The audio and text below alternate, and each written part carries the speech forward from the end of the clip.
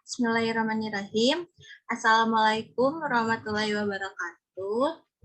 Selamat pagi Ibu Indah, selaku dosen pengampu dari biopsikologi yang saya hormati, beserta kakak-kakak asisten dosen yang saya juga hormati, dan rekan-rekan kawan-kawan saya yang saya sayangi. Selamat pagi, semoga pagi kali ini pasti tetap semangat untuk menjalankan aktivitas berikutnya dan juga semangat untuk pembelajaran biopsikologi hari ini. Perkenalkan, kami dari kelompok 1 yang akan menjelaskan tentang brain development and plasticity. Adapun anggota kami yaitu ada Alivia Khairanisa, ada Marembeda Ajijah, dan juga Nur Amalia.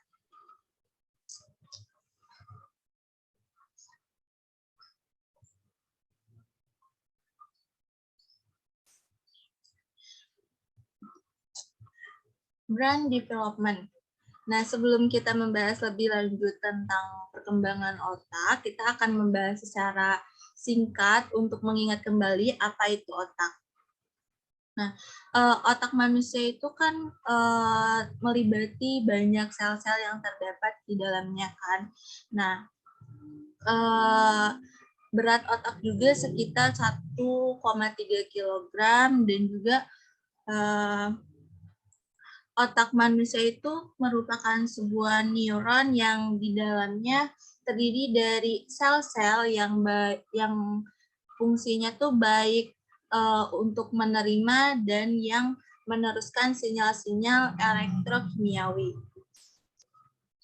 Nah, dengan adanya otak ini, manusia bisa tahu nih bagaimana sih caranya menganalisis, berbahasa asing, dan lain sebagainya. Nah, otak manusia ini dibagi menjadi 3 bagian, dan fungsinya itu saling berkaitan satu sama lainnya. Yang pertama ada batang otak atau otak primitif. Nah, batang otak itu adalah fungsinya itu untuk mengatur tubuh agar tidak bergerak agar bergerak secara seharusnya dan memberikan reaksi yang aman atau tidak berbahaya untuk kehidupan individu ini selanjutnya.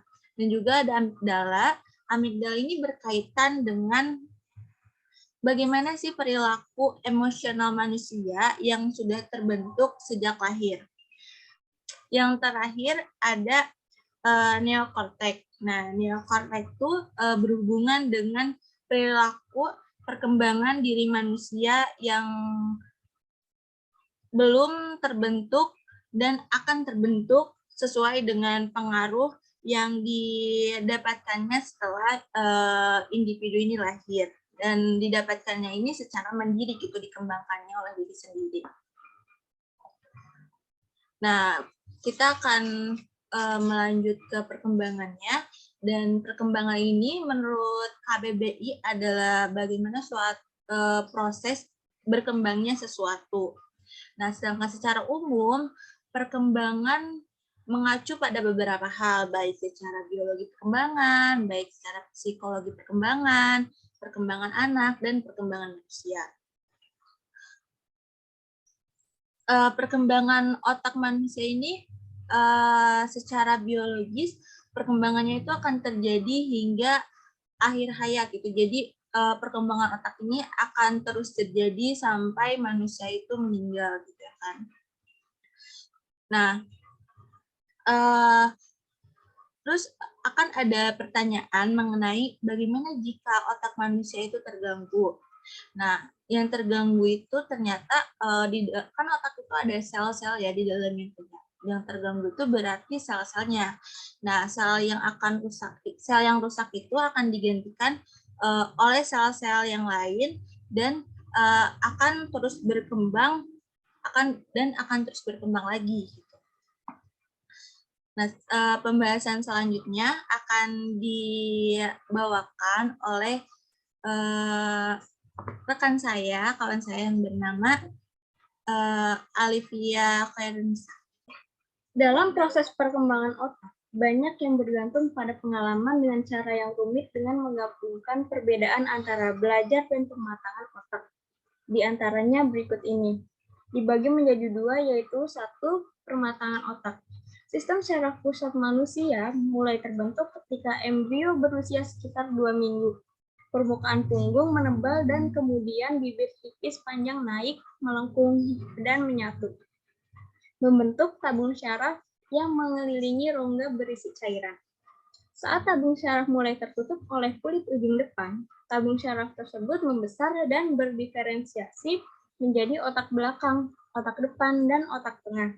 Dan sisanya akan menjadi sumsum tulang belakang. Pada saat manusia lahir, rata-rata berat otak sekitar 350 gram. Ketika di akhir tahun pertama manusia, beratnya otak yaitu sekitar 1000 gram. Pada saat mendekati berat dewasa otak, manusia beratnya sekitar 1200 gram hingga 1400 gram. Dan yang kedua ada pertumbuhan dan perkembangan neuron. Ahli syaraf membedakan proses-proses ini dalam perkembangan neuron. Dibagi menjadi 5. Yang pertama ada proliferasi, yaitu bagaimana neuron produksi sel-sel baru pada saat awal perkembangan. Sel-sel yang melapisi ventrikel otak akan membelah. Proliferasi neuron serupa di antara vertebrata, kecuali untuk jumlah pembelahan sel. Misalnya, otak manusia berbeda dari otak simfase, terutama karena neuron terus berkembang biak lebih lama pada manusia. Yang kedua ada bermigrasi atau bergerak. Sebagian neuron bermigrasi lebih cepat dibandingkan dengan yang lain, dan sebagian yang paling lambat tidak bisa mencapai tujuan akhir mereka sampai dewasa. Beberapa neuron bermigrasi secara radial mulai di bagian dalam otak ke bagian luar. Yang lain bergerak secara tangensial di sepanjang permukaan otak. Dan beberapa bergerak secara tangensial dan kemudian secara radial. Yang ketiga ada diferensiasi. Diferensiasi sel yaitu proses ketika sel kurang khusus menjadi jenis sel yang lebih khusus. Diferensiasi terjadi beberapa kali selama perkembangan organisme multiseluler ketika organisme berubah dari zigot sederhana menjadi suatu sistem jaringan dan jenis sel yang rumit. Saat diferensiasi, ia akan membentuk akson dan dendritnya. Yang keempat ada mielinisasi, yaitu sebuah proses di mana glia memproduksi disulating selubung lemak yang mempercepat transmisi di banyak akson vertebrata. Mielin pertama kali terbentuk pada sumsum tulang belakang, dan kemudian di otak belakang, otak tengah, dan otak depan. Yang kelima ada sinaptogenesis, atau pembentukan sinapsis. Meskipun proses ini dimulai sebelum kelahiran, proses ini berlanjut sepanjang hidup, karena neuron membentuk sinapsis baru dan membuat sinapsis lama. Prosesnya melambat pada kebanyakan pada orang tua. Selanjutnya, konsep dasar awal perkembangan otak. Dalam hal ini akan membahas secara singkat mengenai konsep dasar dalam perkembangan awal otak menurut The National Symposium on Early Childhood Science and Policy. Antara lain yaitu 1.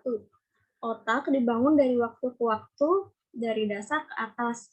Yang dimaksud otak dibangun dari waktu ke waktu yaitu otak manusia tidak begitu saja hadir dengan bentuk yang sempurna, seperti ketika di masa dewasa.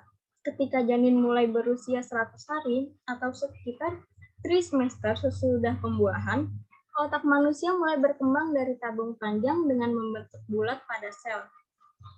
Hal ini menjelaskan kenapa orang tua, terutama ibu, adalah posisi yang paling dasar bagi pengaruh perkembangan otak pada anak dengan menggunakan interaksi baik positif maupun negatif. Yang kedua, ada pengaruh interaktif gen dan pengalaman membentuk perkembangan otak.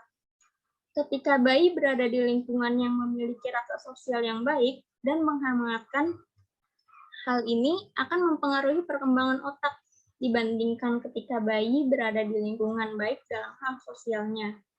Sedangkan lingkungan kurang baik akan menghalangi masa perkembangan pada anak-anak dengan permanen. Maka, Support orang tua serta bagaimana yang mereka ajarkan pada anaknya akan menjadi pegangan bekal sang anak untuk kemampuan di masa depannya. Yang ketiga, ada kapasitas otak untuk perubahan menurun sesuai dengan usia.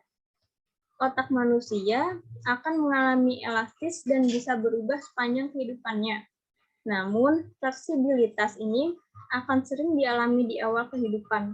Beberapa penelitian dan literatur menyatakan manusia yang berumur 0 sampai 5 tahun adalah masa keemasan atau golden age. Yang keempat ada kapasitas kognitif, emosional, dan sosial yang erat terjalin sepanjang kehidupan hidup.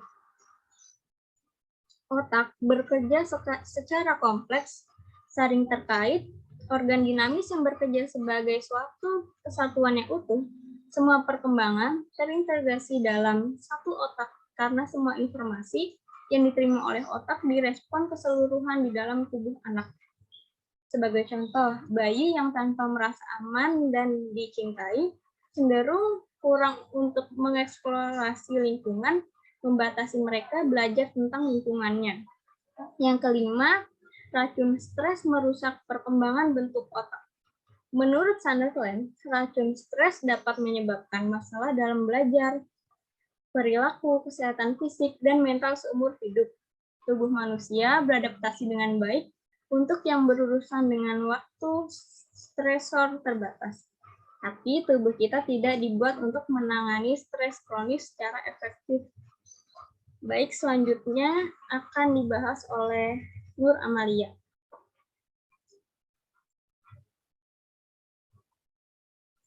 Plastisitas otak. Plastisitas otak itu merupakan kemampuan otak untuk melakukan organisasi dalam bentuk interkoneksi saraf otak dan dipengaruhi oleh stimulasi, pengalaman, dan lingkungan. Berdasarkan konsep ini, maka jika terjadi kerusakan pada bagian otak, ada kemungkinan besar untuk mengalami pemulihannya. Namun hingga saat ini masih terdapat stigma di dalam dunia medis dan dunia sains yang beranggapan bahwa neuroplastisitas ini tidak dapat terjadi pada orang dewasa yang tidak dalam masa pertumbuhan. Nah, neuroplastisitas ini dapat terjadi secara struktural dan fungsional. Secara struktural, plastisitas sinapsis ini mengacu pada perubahan kekuatan antara neuron sinapsis, titik pertemuan kimia atau listrik antara sel-sel otak. Biasanya, plastisitas struktural ini terjadi pada neuron janin yang sedang dalam masa pertumbuhan otak, termasuk neurogenesis dan migrasi neuron. Sedangkan secara fungsional ini tergantung pada dua proses dasar, yaitu pembelajaran dan memori. Selama belajar dan mengingat, perubahan permanen terjadi dalam hubungan sinaptik antara neuron karena penyesuaian struktural atau proses biokimia intraseluler. Nah, peristiwa mental ini akan mengaktifkan kaskade pada molekul saraf besar, termasuk faktor regulasi yang mengacu pada DNA dan RNA. Nah, di dalam korteks ini terdapat reseptor glutamat yang melakukan peran inti, karena glutamat merupakan neurotransmitter yang paling penting. Nah, jika terdapat beberapa impuls dari neuron tetangga, maka dalam waktu singkat akan terjadi aktivitas dari reseptor metabolik glutamat atau neuron transmitter metabolik glutamat atau NMDA. Nah, hal inilah yang memungkinkan masuknya kalsium yang berpartisipasi dalam sintesis protein dan secara permanen akan mengubah neuron pasca sinaps. Mungkin cukup sekian materi dari kelompok kami. Mohon maaf apabila masih terdapat banyak salah dalam penyampaian dan juga isi materinya.